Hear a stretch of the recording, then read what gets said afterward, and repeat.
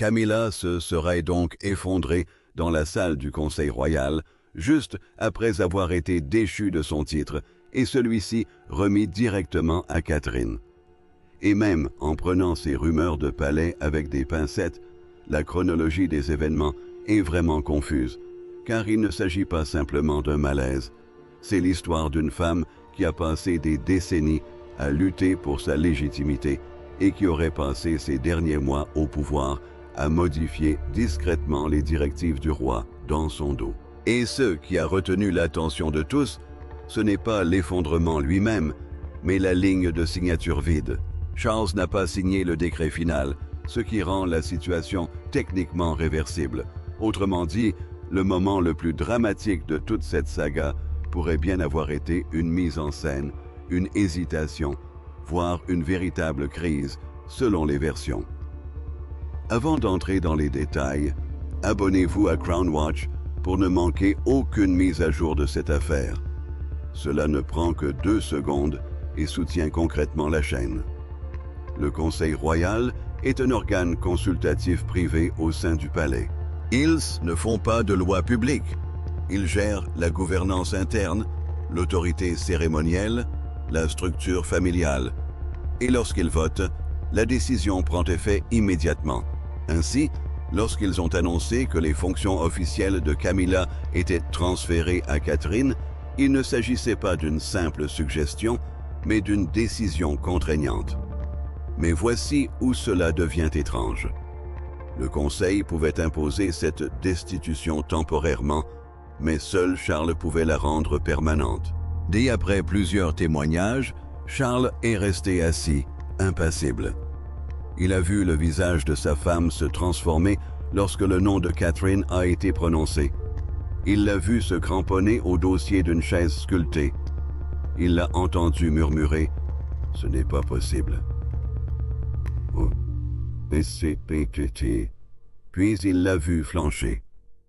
Une réaction pour le moins inhabituelle pour celui qui était censé avoir approuvé cette décision. Si Charles était pleinement d'accord, pourquoi s'est-il figé au milieu de la pièce? Pourquoi William a-t-il dû appeler à l'aide? Ce détail à lui seul donne l'impression que toute cette affaire n'était pas une décision concertée du palais, mais plutôt une situation qui a échappé au contrôle de Charles. Catherine n'était même pas présente.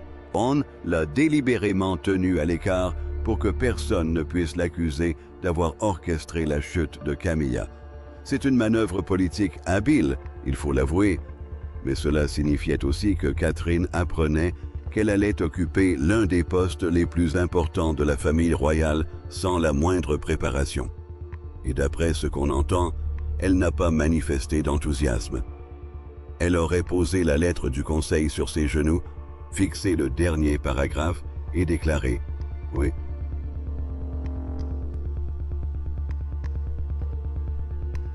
Je n'ai jamais rien demandé à ce qu'on me prenne. William était juste à côté. Il n'a pas discuté avec elle.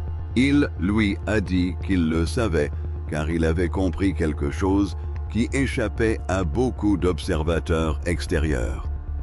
Catherine n'était pas récompensée, mais instrumentalisée comme garante de la Constitution. Le Conseil a justifié ce transfert par la nécessité, Camilla ayant prétendument instauré une double hiérarchie au sein du palais. Et c'est là le véritable enjeu, bien plus important que n'importe quel effondrement spectaculaire. Pendant des mois, Camilla aurait contrôlé certains canaux de communication interne. Il s'agit des systèmes qui transmettent les agendas, les ordres de placement, les invitations, les notes d'information et les instructions protocolaires du bureau du roi au personnel du palais. Normalement, lorsqu'un ordre est donné par Charles, il est suivi par ses voix et exécuté.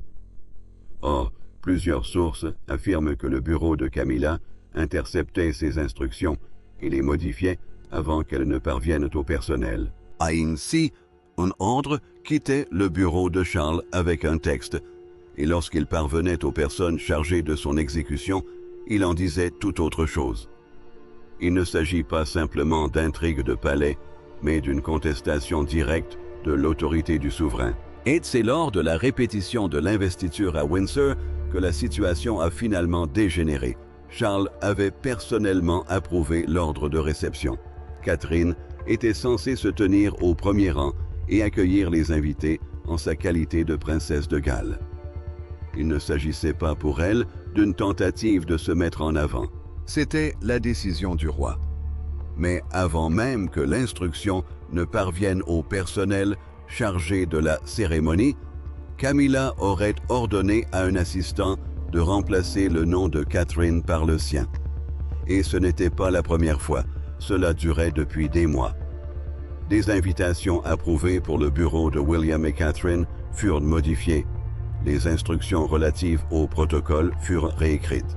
La maïssonnée de Camilla bénéficiait d'une priorité dans les domaines où, selon l'ordre initial de Charles, cette priorité revenait au prince et à la princesse de Galles.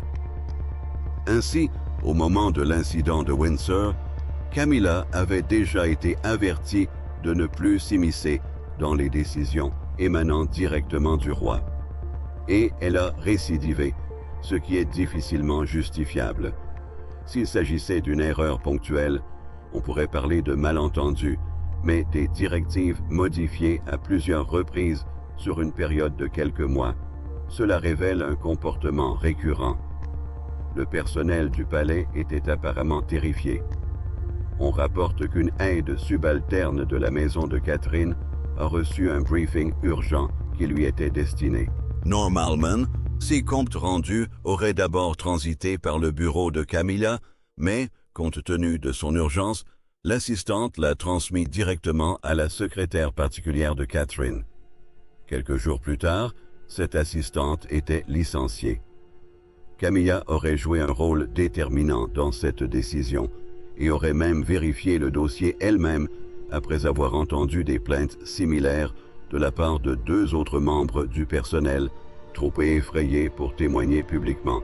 C'est ce détail qui donne à cette affaire une gravité bien plus grande qu'une simple querelle entre 2 femmes concernant leur place lors d'une cérémonie. Au sein du palais, on craignait que le simple fait de contourner Camilla, même pour accomplir correctement son travail, ne leur coûte leur poste. Ce n'est pas un environnement de travail sain, c'est un système où la loyauté envers la reine consort primait sur la loyauté envers le bon fonctionnement de la monarchie. William s'en est aperçu à plusieurs reprises, et finalement, on a montré à Charles 3 directives distinctes.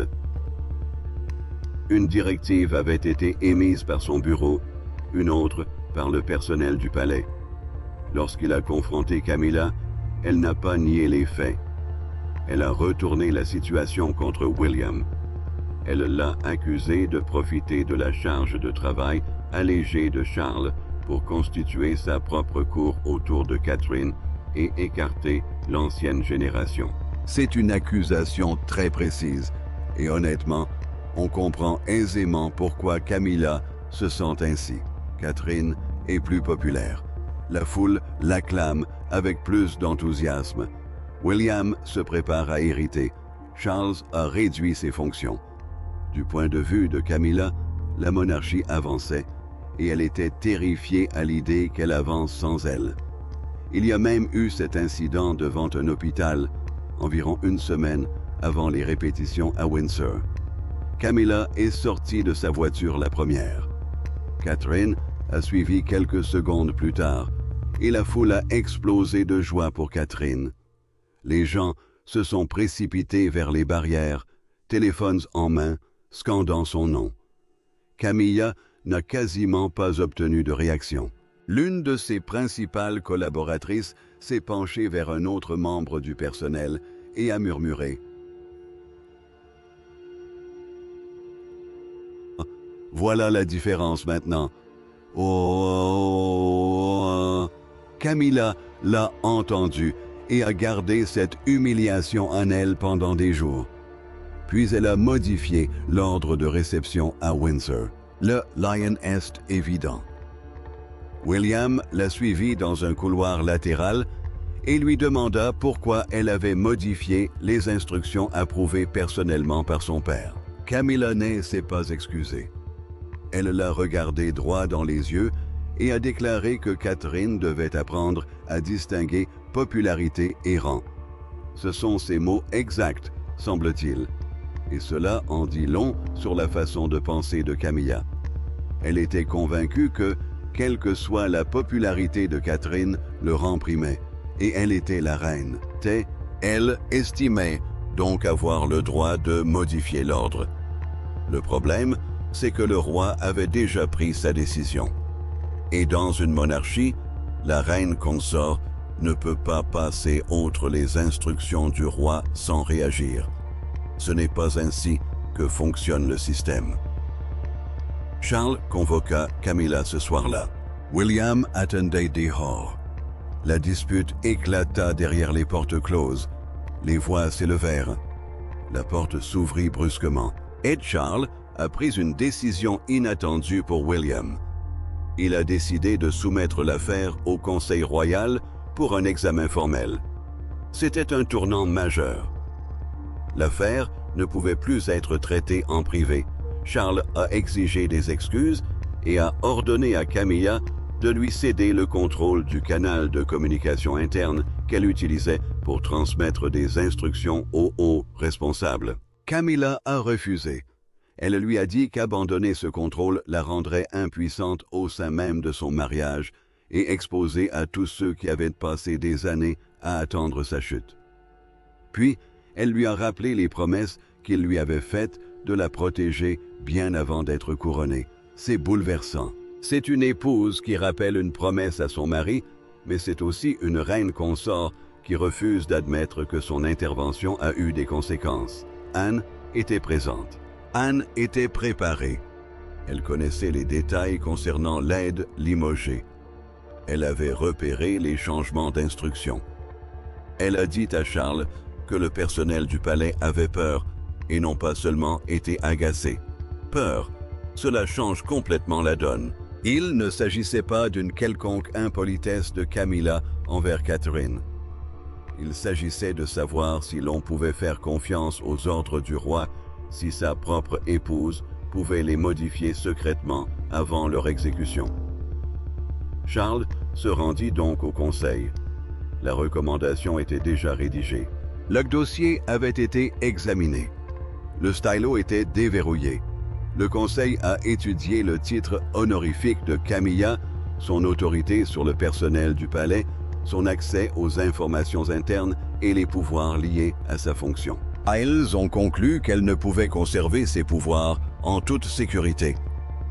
William a remis au roi une annexe scellée. Cette annexe aurait démontré que le cabinet de Camilla n'avait pas seulement modifié ses instructions. Plusieurs notes d'informations importantes destinées à Catherine avaient été retenues au sein même du cabinet de Camilla. D'autres n'ont jamais réussi à joindre Catherine. L'un de ces dossiers concernait une importante cérémonie nationale. Le briefing ayant été retardé, Catherine a failli se présenter à la cérémonie sans les informations nécessaires, devant de hauts responsables et des invités étrangers. Une simple erreur dans cette salle aurait non seulement embarrassé Catherine, mais aurait pu aussi ternir l'image de la couronne devant le pays et les représentants étrangers. C'est à ce moment précis que Charles a enfin compris la gravité de la situation. Le conseil accepta de transférer le titre et l'autorité de Camilla, mais Charles demanda une dernière nuit. Cette nuit-là, il proposa un marché à Camilla. Elle pouvait renoncer elle-même au titre, conserver certains privilèges cérémoniels, garder une partie de son personnel et laisser-les. Le palais aurait dû annoncer publiquement qu'elle avait choisi de se retirer avec élégance. Cela aurait préservé sa dignité et lui aurait permis de présenter sa décision comme étant la sienne. Camilla est restée silencieuse. Elle a attendu le départ de Charles, puis elle a déchiré en deux la déclaration non signée. Elle affirme que signer ce document effacerait toute sa vie. Avant l'aube, elle rejeta formellement la proposition par écrit. Et c'en fut tout. Quelques heures plus tard, le Conseil transforma sa recommandation en un ordre contraignant. Charles passa la nuit seul dans une autre aile du palais. Sa dernière tentative pour préserver la dignité de Camilla avait échoué. Non pas parce qu'elle n'avait pas le choix, mais parce qu'elle avait refusé celui qui lui était proposé. C'est cet aspect qui est occulté par le récit. Camilla n'a pas été prise au dépourvu et sans ressources. On lui a proposé une sortie digne qu'elle a refusée. Le palais a donc poursuivi ses démarches sans son accord. Le lendemain matin, Camilla appela son assistante personnelle de longue date depuis son bureau et lui demanda de s'occuper d'une tâche routinière. L'assistante hésita, puis annonça à Camilla qu'elle ne pouvait plus recevoir d'instructions directement de sa part. À compter de ce matin-là, elle était rattachée au bureau de Catherine et toute demande de Camilla devait désormais passer par la voie hiérarchique de Catherine. Camilla resta silencieuse.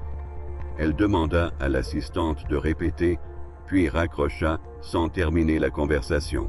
C'est à ce moment précis que le transfert de pouvoir est devenu effectif. Non pas dans la salle du Conseil, ni dans les documents officiels, mais lors d'un appel téléphonique avec une assistante qui a dû annoncer à la reine qu'elle n'avait plus l'autorité pour donner des ordres. C'est brutal, et cela s'est produit avant même que Camilla n'ait pleinement assimilé la décision du Conseil. Après s'être remise de ce choc, Camilla a refusé de parler à Charles.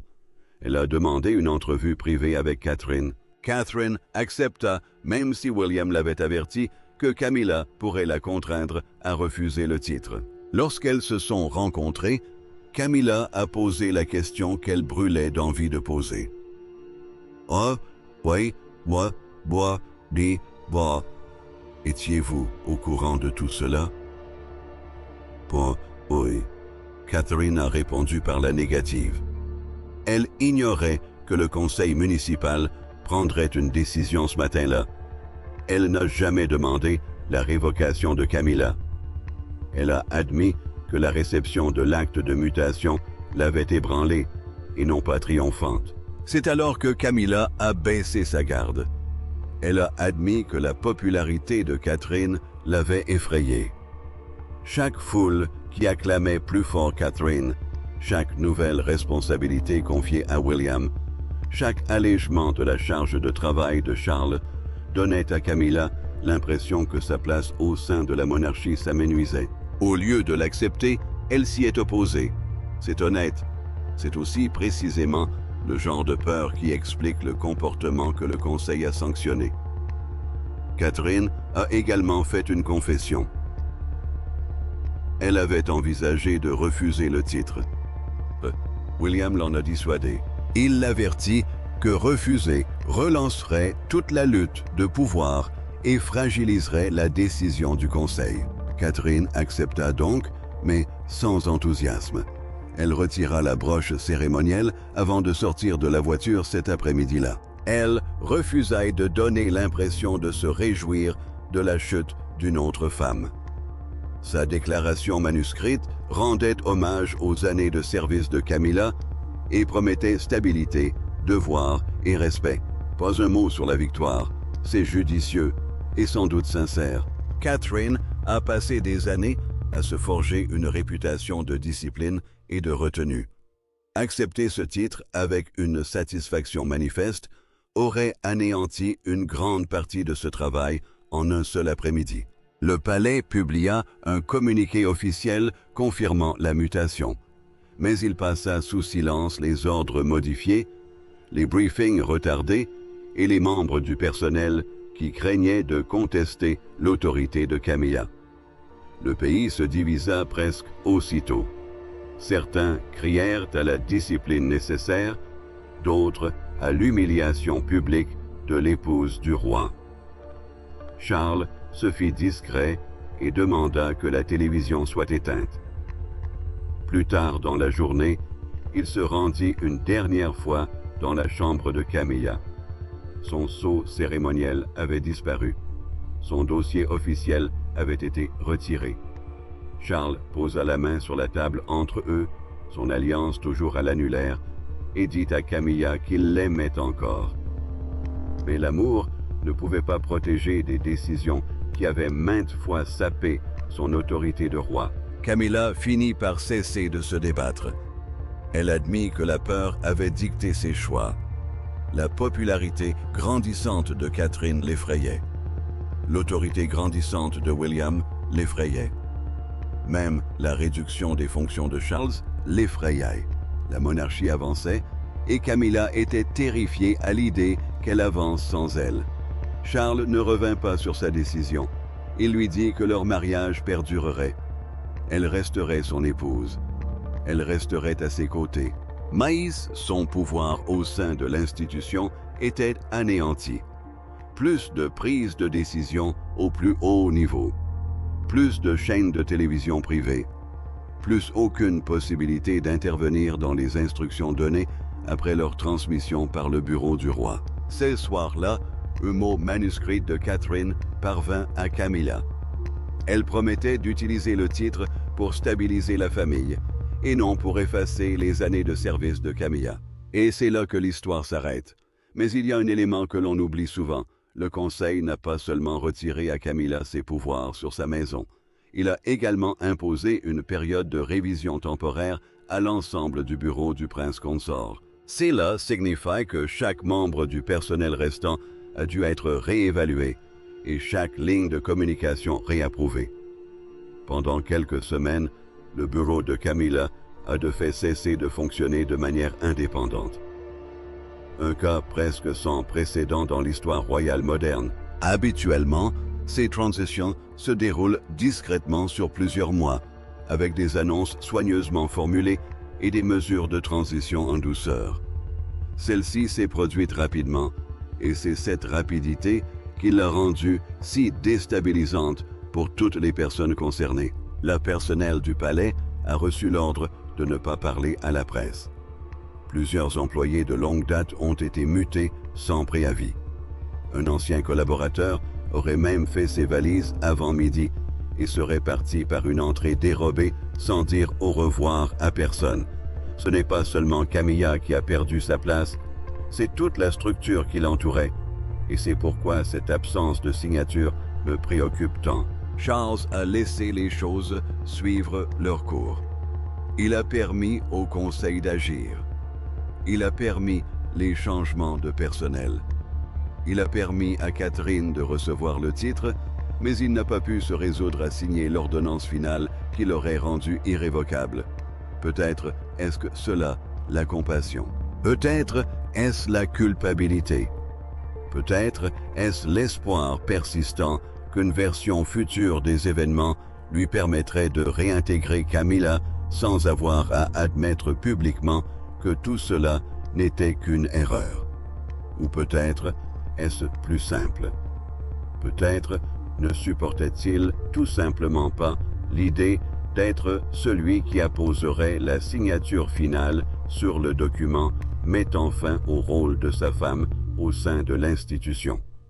Car signer ce document reviendrait à accepter que la femme pour laquelle il s'était tant battu était devenue une menace pour l'autorité même qu'il était censé protéger. C'est une lourde responsabilité. L'histoire reste donc inachevée. Le palais, meurtri et réorganisé, reprit son cours, mais la signature du roi restait à apposer. Tant que cette ligne demeure vide, la chute de Camilla n'est pas définitive. Elle est simplement suspendue en attente d'une plume que Charles n'a toujours pas prise.